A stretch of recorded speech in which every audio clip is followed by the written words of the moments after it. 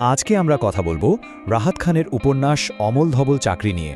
একটি সাম্প্রতিক পর্যালোচনার উপর ভিত্তি করে চলুন বইটার ভেতরের ভাবনাগুলো আর এর গভীরতা একটু তলিয়ে দেখা যাক। আচ্ছা, একটা প্রশ্ন দিয়ে শুরু করা যাক। কেমন চাকরি, এই জিনিসটা কি আমাদের জীবনে একটা সুরক্ষার উৎস, নাকি আসলে একটা শিকল যেটা আমাদের বেঁধে রাখে? ঠিক এই প্রশ্নটাই কিন্তু উপন্যাসটার একেবারে মূলে রয়েছে। এই যে একটা লাইন, এটাই কিন্তু পুরো উপন্যাসের মূল দর্শনটা এক কথায় বলে দেয়। একদিকে স্বাধীন মন আর অন্যদিকে দায়িত্বের চাপ, এই দুয়ের মধ্যে যে একটা টানাপোড়েন, সেটাই আসল গল্প। তো চলুন দেখে নেওয়া যাক আমরা কোন কোন বিষয় নিয়ে কথা বলবো। প্রথমে আসবে চাকরি হারানোর মধ্যে দিয়ে স্বাধীনতা খুঁজে পাওয়া। তারপর দেখব ৮০ দশকের ঢাকার ছবিটা কেমন ছিল। কথা বলবো গল্পের নায়কের বন্ধুদের নিয়ে, আর দেখব দুই নারী চরিত্রের দুই ভিন্ন জগৎ। আর সবশেষে থাকবে পর্যালোচকের মতামত। আচ্ছা, তাহলে আমাদের প্রথম পর্বে আসা যাক। গল্পের শুরুটাই কিন্তু বেশ অন্যরকম। কোনো দুঃখের ঘটনা দিয়ে নয়, বরং একটা সুযোগ হিসেবে দেখানো হয়েছে চাকরি হারানোকে। গল্পের একেবারে শুরুতেই আমরা দেখি নায়ক রফিককে তার চাকরিটা খোয়াতে হয়। কেন? কারণ তার ওই ভবঘুরে মুক্ত স্বভাব। আর সাংবাদিকতার মতো চাকরিতে তো নিয়মকানুন একটু বেশি, তাই না? তো যা হওয়ার তাই হলো। কিন্তু মজার ব্যাপার হলো, চাকরি হারানোর পর রফিক কিন্তু ভেঙে পড়ে না, বরং সে যেন হাঁপ ছেড়ে বাঁচে। তার মনে হয় যার কোনো পিছু টান নেই, তার আবার আফসোস কিসের। এই নতুন স্বাধীনতাকে সে যেন দুই হাত বাড়িয়ে বরণ করে নেয়।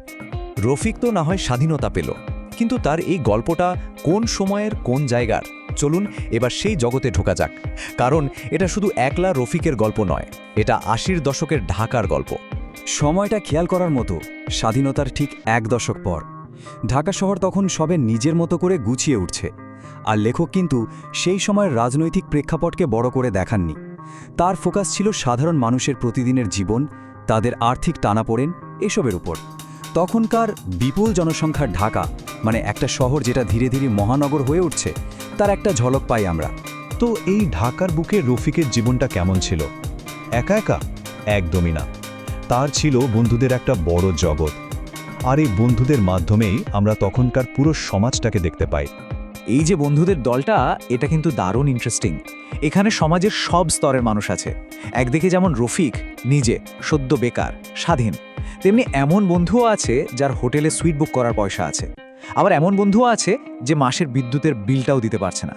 মানে একই বৃত্তের মধ্যে কত ভিন্ন ভিন্ন জীবন।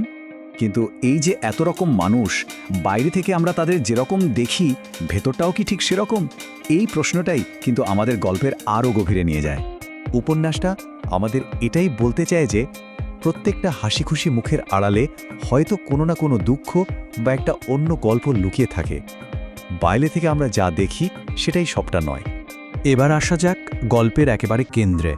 উপন্যাসের যে মূল দ্বন্দ্ব, মানে স্বাধীনতা বনাম দায়িত্ব, সেটা সবচেয়ে ভালোভাবে ফুটে উঠেছে দুটো নারী চরিত্রের মাধ্যমে।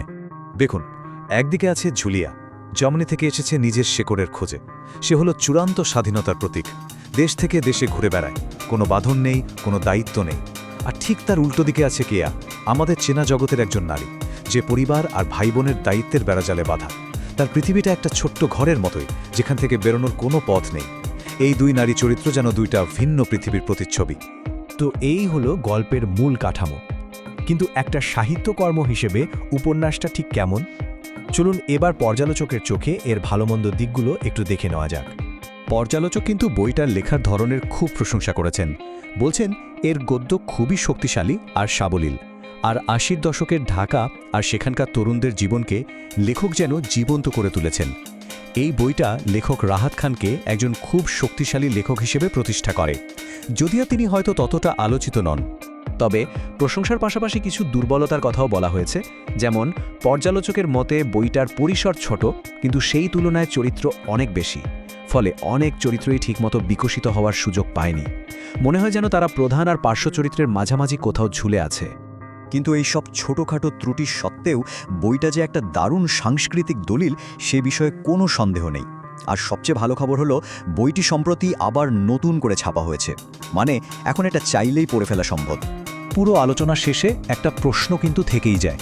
এই উপন্যাসের চরিত্রগুলোর মতো আমাদের সবারই তো একটা বাইরের জীবন আছে, যেটা সবাই দেখে। আবার একটা ভেতরের জগতও আছে, যা একান্তই নিজের। একটু ভাবলে কেমন হয় আমাদের প্রত্যেকের ভেতরে কোন গল্পটা লুকিয়ে আছে?